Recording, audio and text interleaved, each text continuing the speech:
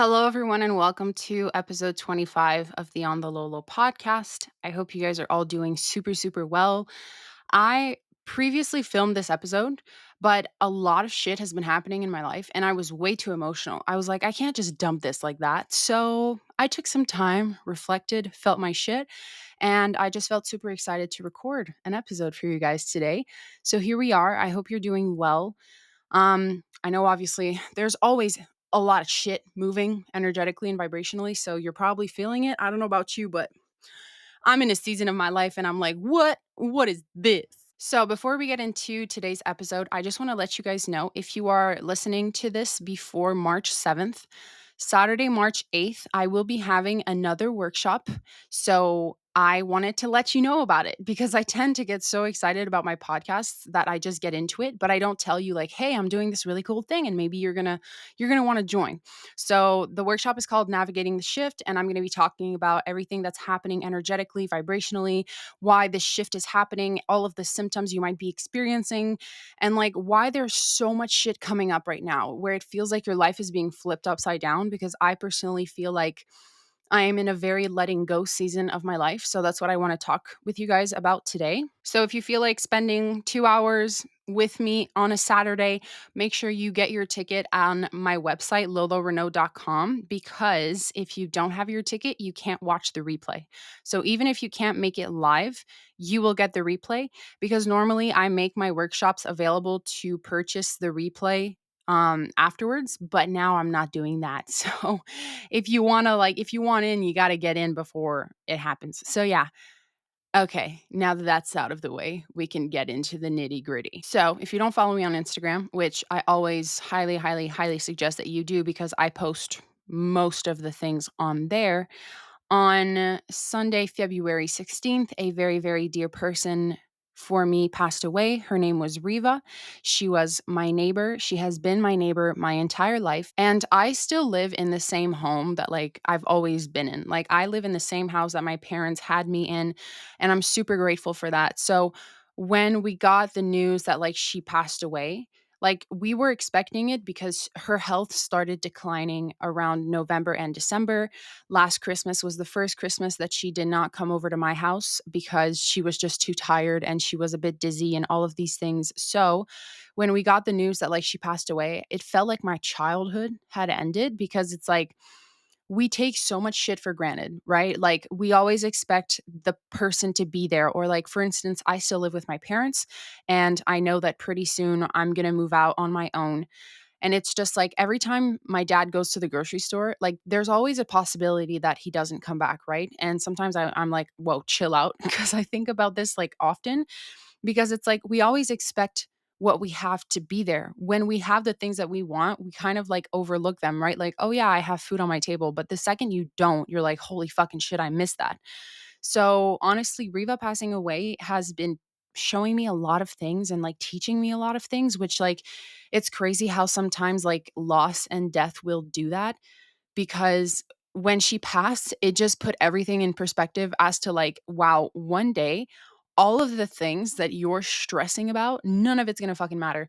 And like, I know that that's like so much like surface level cheesy shit, like, oh my God, just live your life. But like, when you actually live it, you're like, holy fucking shit, what are we doing? Because Reva, she did not have a family, she didn't marry or have any kids. So we became her family, right? She would come over on Sunday nights for drinks and she was just such a sweet little lady and she was so generous and I am convinced that her her 90th birthday was going to be in March. So she almost made it to 90, but technically she did and she's a hustler, you guys. Like she's always been on her own. Like she stopped driving only a few months back. So it's like she kept going until the end, you know? And I'm convinced that she went as long as she did because she was literally one of the most generous people I've ever met. She would always ask God, who needs my help? Who can I help? All of these things. And I admired that really a lot about her. It felt like she was our little guardian angel at times. And that now that she's up there in the sky, in the clouds, however that works, I know that she actually is. Like, I know that now she is for sure one of my guardian angels. And I've been talking to her a lot and just like setting my intentions with things that, maybe she sees the bigger plan now. Maybe she can help me out. Because obviously I think when we're down here, we're so occupied by our programming and our reality and our physical senses and like, oh my God, this is how much money I have. Oh my God, these are my friends. All these physical components, right? But I'm sure that once you transition onto the other side, it's a whole different ballgame. And I think that we were programmed to see death as such a sad and dark and negative thing. And I truly think that, yes, it hurts because obviously, like, I will never see her again. I will never hug her, see her laugh, go out for a drink with her because, like, she would always take us out for our birthdays, which was like so sweet. And it was something I genuinely look forward to because she was fun to talk to, you know? And she always said, like, oh, I'm so man crazy. And like, it was just funny. Okay.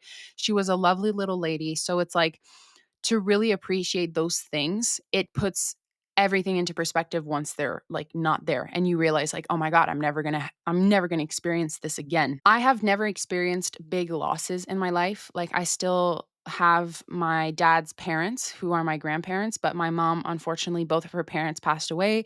I was a bit too young when my mom's mom passed away, so I don't really remember it, but I never experienced like a big traumatic loss, and for that I'm very grateful. But it's also I try to like prepare myself a bit every day because I know that at some point people they're out or like you never know what can happen. So it's just really being as present as I can these days because you never know when it's your last time doing something, going somewhere. It's just in fucking insane how we take it for granted and we're so focused on later and I need to get more of this and this and this.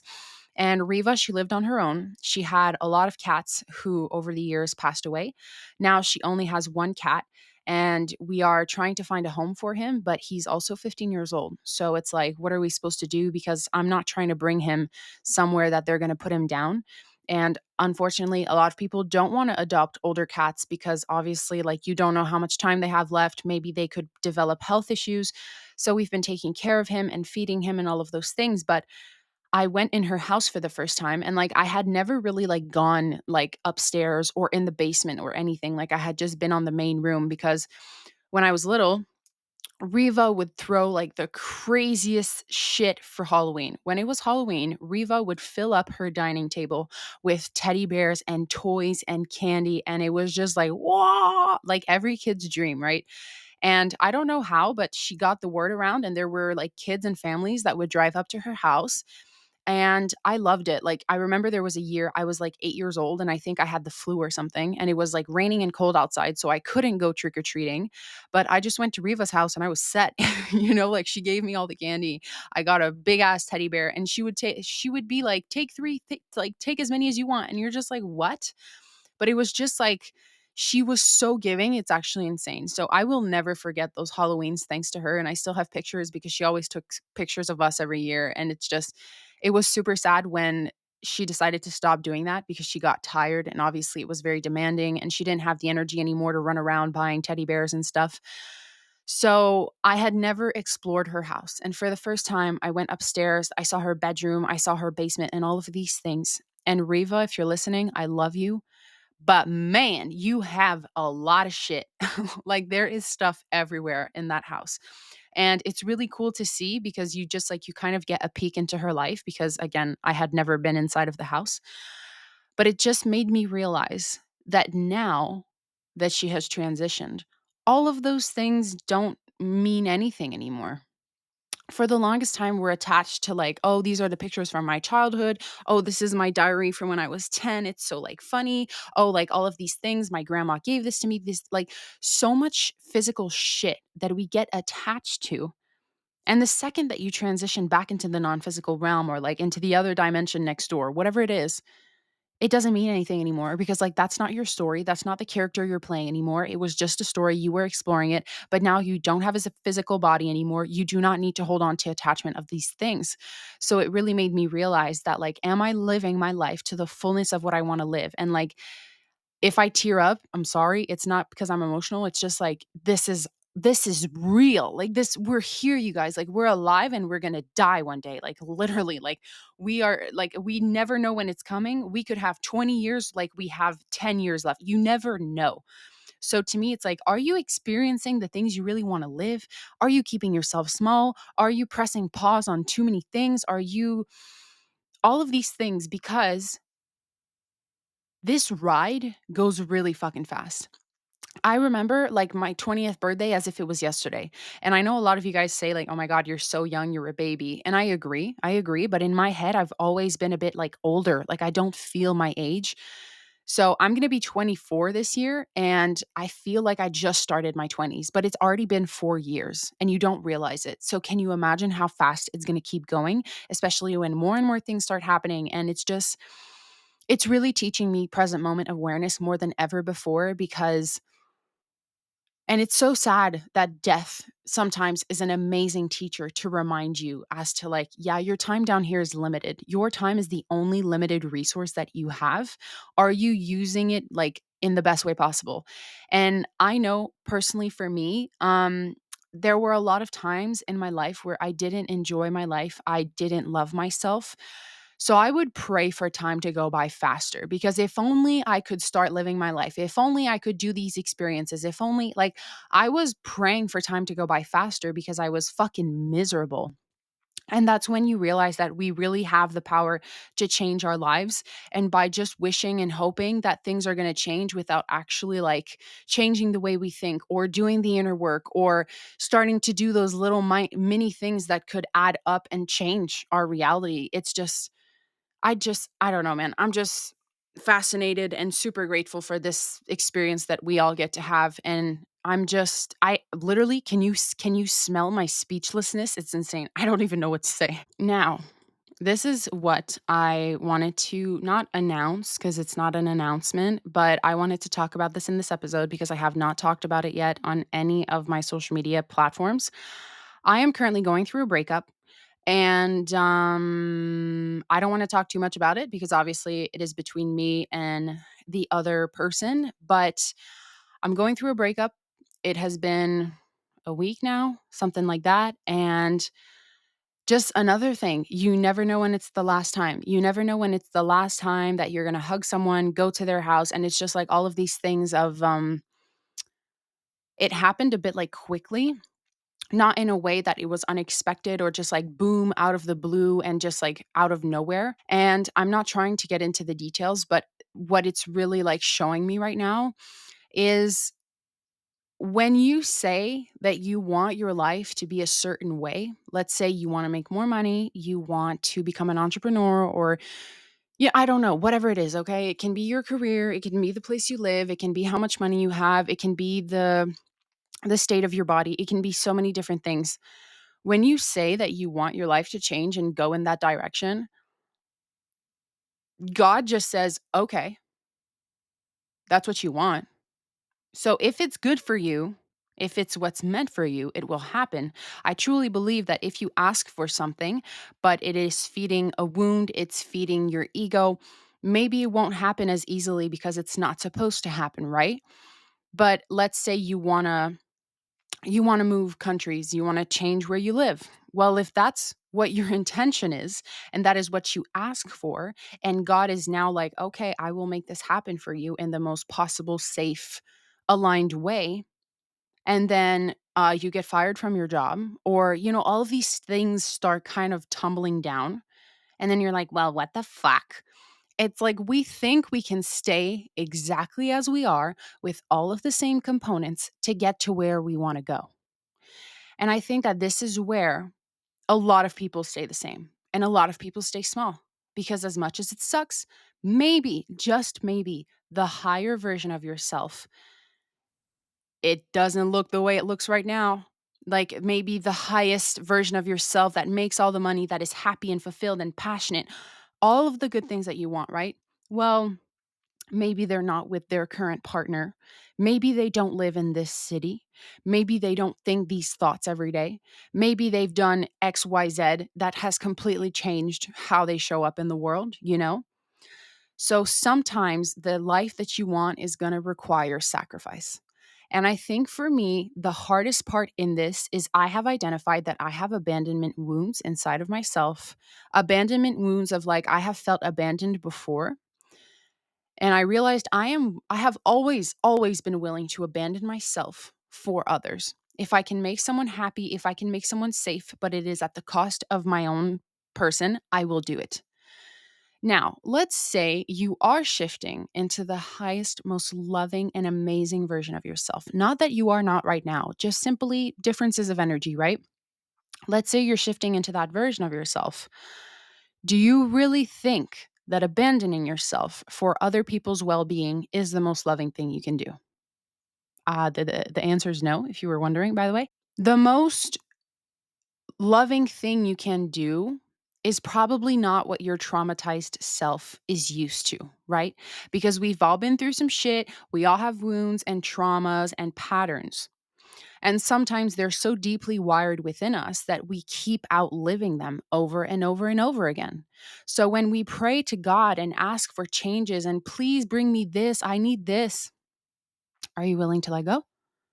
Are you willing to let go of everything that cannot take you there? Are you willing to let go?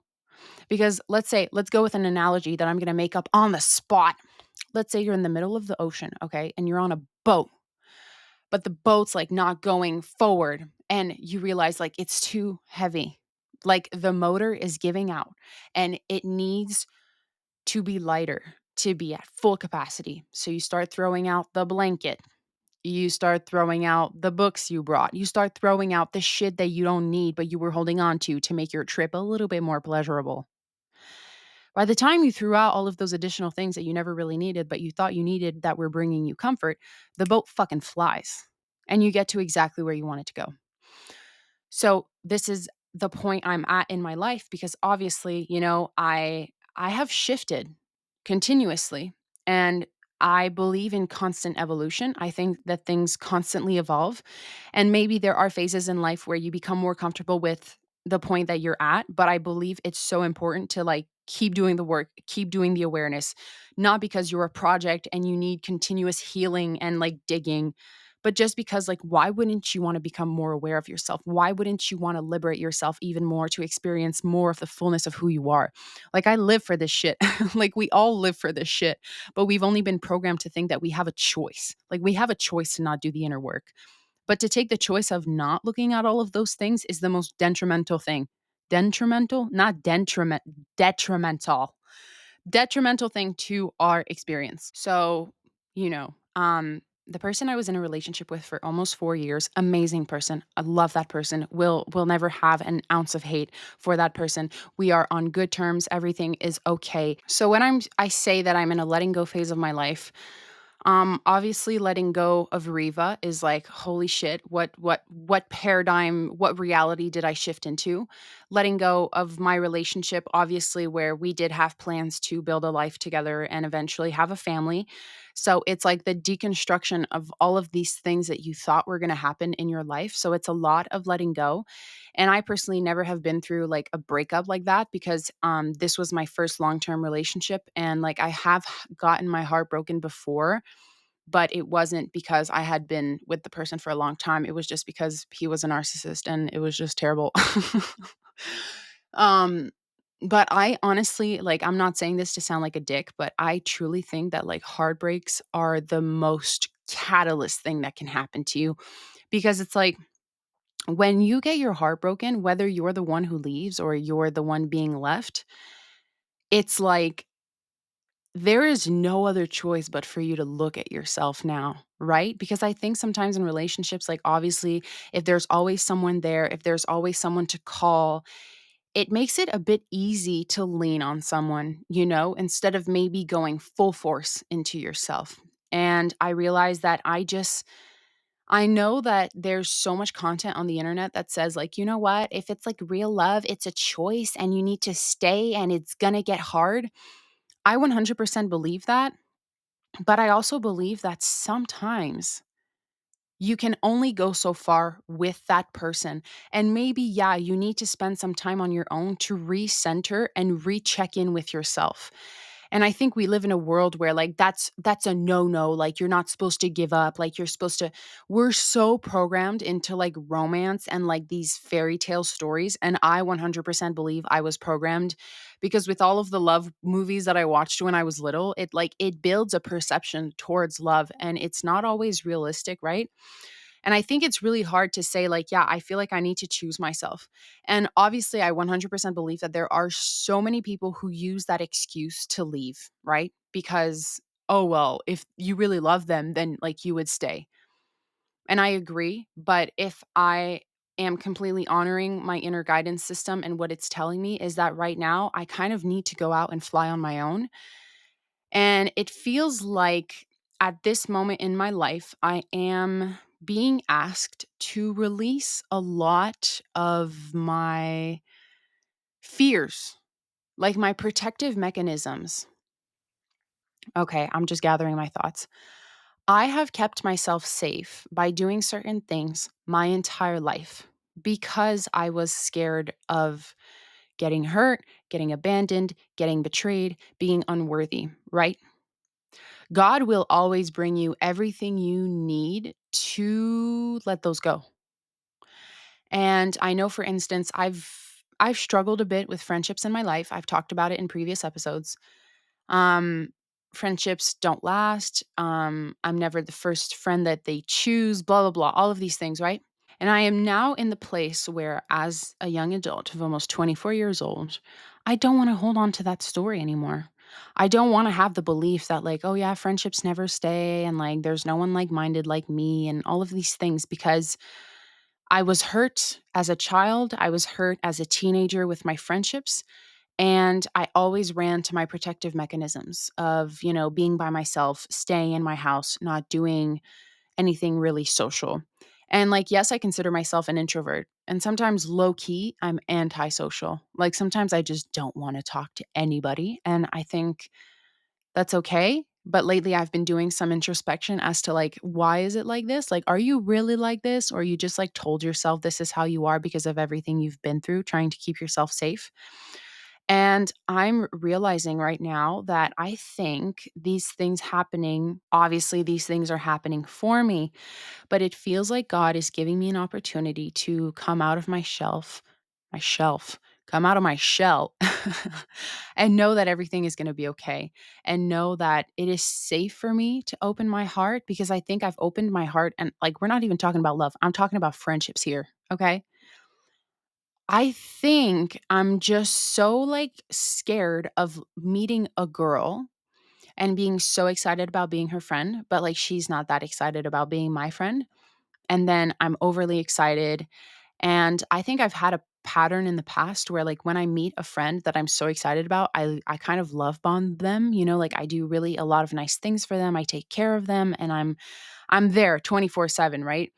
And to some people that feels like what the fuck is this? It's way too much. And I understand that.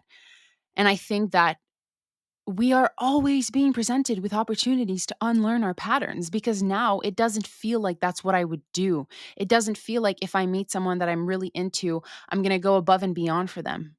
Because I realized a few months ago after I did some journaling, I realized that I'm the type of person where I have known love my entire life. My parents, they've always loved me. They've always been there for me. My mom always hugs me. I hug my dad. There's no type of like love constipation between my family. And I know that for a lot of people, they've never gotten a hug from their dad or they've never heard I love you or things like that, right? So I'm super grateful that I know what love is. I know what it feels like. I know I've had so much of it.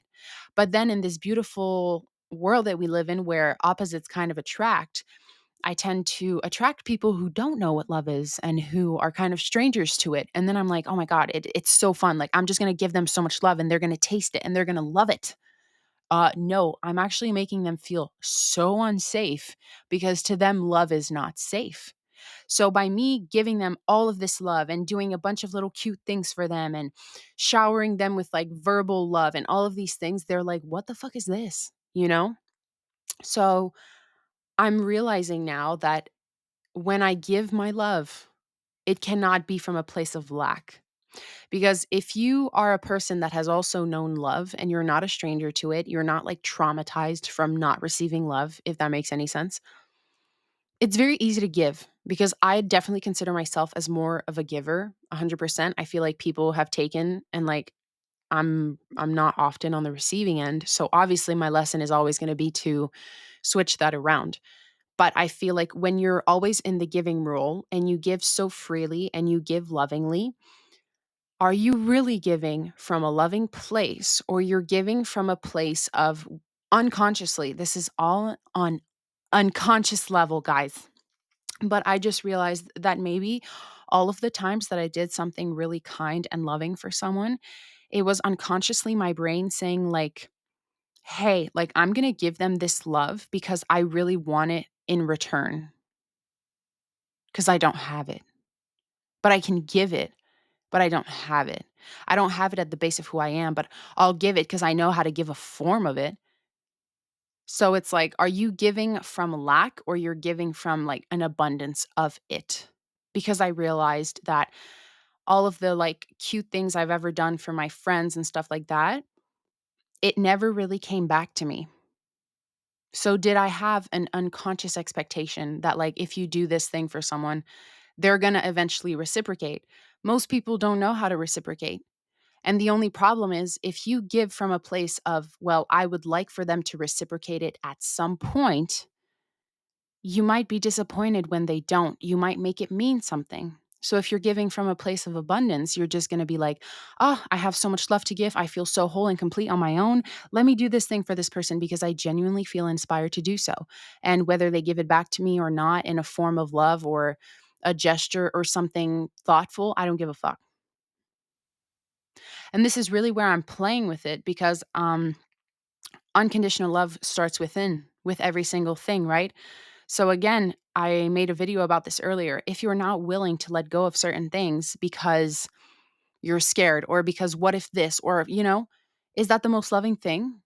Because I think sometimes we think we do things because, like, oh my God, this is love. It's not actually love. It's either attachment, it's either fear, it's either thinking this is all you get when God is just waiting to serve you everything you've asked for. But you're the one we are always the one responsible for keeping ourselves small and not experiencing the fullness of what we are.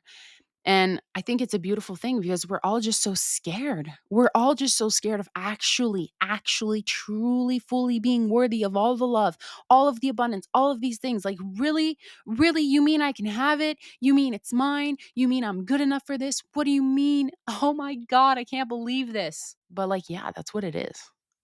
That's what it is. But then I have no idea how this reality works and how we attain trauma and how like it it all molds together because it teaches us exactly what we need to know, but it also delays the things that we want. So like, what the fuck are we doing? This is the coolest video game ever and it was so intricately designed. I'm just like, wow. The more shit that happens and the more stuff you like overcome and you become aware of, you're like, damn, this shit is so well thought of. It's insane because everything is energy. Everything like attracts itself. You can't run away or hide from anything. It's so well done. Seriously, chef's kiss. So, alongside with Dear Reva transitioning and then me going through my breakup, I got some other news that I don't feel called to sharing with you guys for this time being. But another thing that just added the cherry on top and was almost worse because, again, it's just adding to the letting go and to the shedding of the old identity of me trying to stay small at home and not knowing if the world is safe for me or not knowing if I'm going to be accepted. And I see a vision for myself and the type of life that I wanna live, and right now, I feel like I'm that kid that's, like, watching everyone play from afar at the playground, and, like, holy shit, I wanna go. Like, I wanna go play so bad, and, like, the swing set looks like so much fun, but I'm scared. But I'm not actually scared. It's just my inner child that's, like, scared. And it feels like right now I am being pushed in the direction of like, I got your hand. Let's do this. Like, let's go play. And it's just so funny because I think when we ask for all of the things that we want, we never realize that, like, yeah, you're going to have to let go of a lot of things. You cannot be the same person, the same version of yourself that you are now as the person who makes $1 million or like as the person, whatever it is. And we think that that's what it is. We think that the money can magically appear. We think that the dream partner or the dream place we want to live in or all of these things just magically appear with enough external work and time. When I realized that telling myself I need more time, this is a concept that I realized 2 years ago almost. If you keep telling yourself you need more time, that's always going to be the reality. Do you understand? If you always say later, when the fuck is it supposed to be now?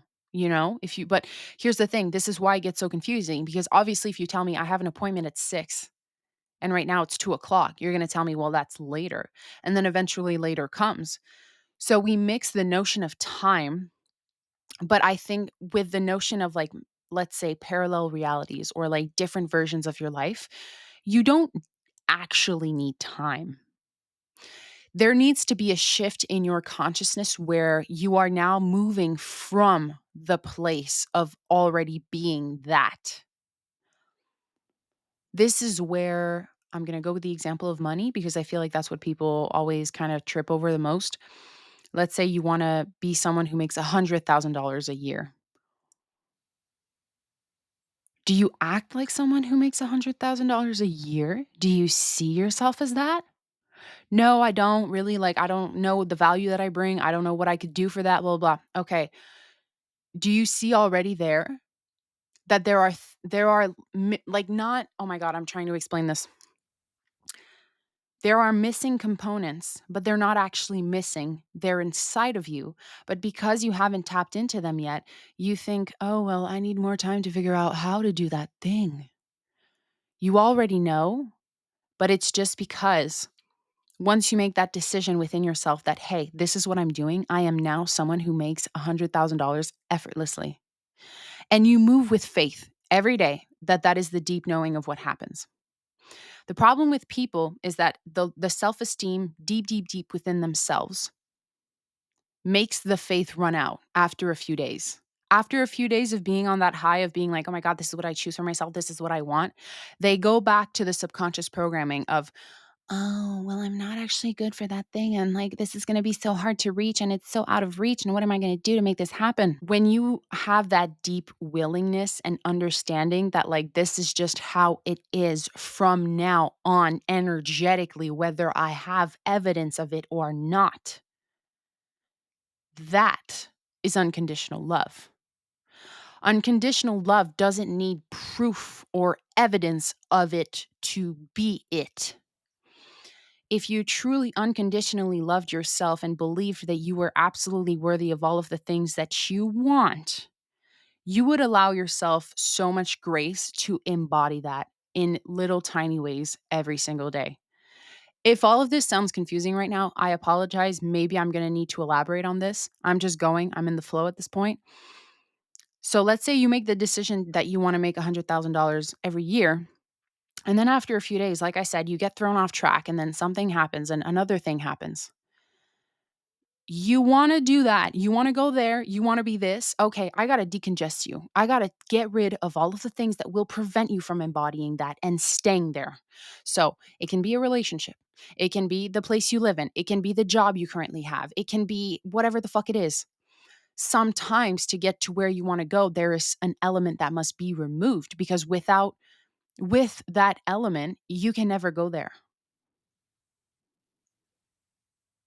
And this is where we're confused, right? Because what do you mean? No, like I want this person to come with me. No, I want things to stay exactly the same. Well, then you don't actually want that. You know what I mean? You have to get to a point where you are willing to let go of the things that cannot bring you there, even if you're fucking terrified, even if it means choosing yourself, even if it means losing things that you thought that were going to be there for good. You have to trust God. You have to trust this energy, this consciousness that you cannot see, you cannot, yes, you can feel it, but I mean, your senses, like you can't see it, hear it, smell it, touch it, nothing. The way people stay stuck in where they are doing the same thing over and over again is because they can sense it. People stay broke because when they look in their bank account, they can reaffirm the safety that there's none coming in. It might not be the sense of safety you want, but it's still bringing you some type of illusionary safety. And let's say you want to meet the love of your life, but you're in a toxic relationship where you always get abused verbally. You can hear it. You can hear it, but at least you can hear someone, which means you're not lonely, which means you're not neglected, abandoned, or on your own, which maybe is your biggest fear. You know what I mean? Sometimes our physical senses keep us so tied to this current version of this physical reality It doesn't budge. No matter how much you want your life to budge, if you do not get to a point where you are willing to let go of the senses and what they're presenting to you, I don't know how it's going to work.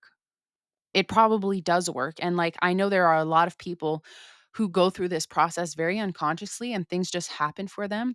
But it remains that there's faith. There's like willingness to find out. It's like experiencing so much dissatisfaction or discomfort in the current circumstances of being willing to let them go, maybe even if they provide you with safety and comfort. So that's why people say like comfort zone kills. Well, yeah, because if you want to get out of your comfort zone, you can't stay in the same elements that made you comfortable. Does this make any fucking sense? I hope this makes sense. It makes a lot of sense to me. I could keep elaborating on this, but just let me know if in the comments if you have questions about whatever I just said. So I feel like I am in a letting go phase of my life, and I feel like a lot of people are in a letting go phase of their life, which is why I'm doing the workshop on March 8th. Again, make sure you join if you want to. And as much as letting go can be terrifying, there is nothing more freeing than surrendering. Because I don't fucking know what it looks like. I don't know how it's going to happen. I don't know how it's going to develop, but I trust that I am so provided for and I am so taken care of. Just show me the most aligned, highest timeline for me. And I, even if I'm shitting myself, I will trust and I will have faith and I will surrender and I will allow. Because in any aspect of your life that you demonstrate resistance to what is like trying to happen for you, you're always going to entertain the same shit. It's just really fascinating because people are so resistant to change, but all they want is change. So it's like, what are we doing? What the fuck are we doing? So, you guys, I think I'm going to conclude the episode here because if I open up another subject, we're going to be here and maybe that's just going to be too long of an episode. But all in all, whatever you're going through at this time, if you feel like you're also in a letting go phase, please take it from me and fucking trust your intuition, even if you don't want to, even if you tend to ignore it a little bit. I think this is also a lesson for me to learn to trust myself a bit better because I think I trust myself to make the right decision. And I think that's a skill I really need to build at this time because time is the only limited resource that we have. And one day, all of the materialistic things that we've accumulated and worked so hard for to prove how good life is and how happy we are, someone's gonna throw it in a fucking container and burn it and bring it to the garbage, or someone's gonna sell it, or someone's gonna don't, you know? None of it fucking matters. What matters is how you feel, what you're doing. Like when you realize that, like, oh shit, I am on a ticking time clock. And I know, trust me, there are days where I'm like, can this shit go faster? Like, I'm over this shit. But that is like it's taking life so for granted. So please don't wait for someone to transition out of your life or for you to be knocked on your ass to realize that we do not have that much time. It is going to go by fast. A lot of the shit that is noise in our head does not actually matter. If you have a calling to let go or to hold on or to try this or to do that, you probably need to listen. And if you're not sure, ask for a sign of God, ask for strength, ask for clarity and guidance. But yeah, that's what I got for you today. And I hope you guys are doing amazing. And again, make sure you join the workshop before March 7th if you want to be part of it. I would love to have you there, honestly. I always have so much fun during the workshops, and I'm super excited about the meditation parts. So I'll see you guys there. Thank you for tuning into this episode, and I'll see you in the next one. Bye. I love you. I almost forgot that part. Shit.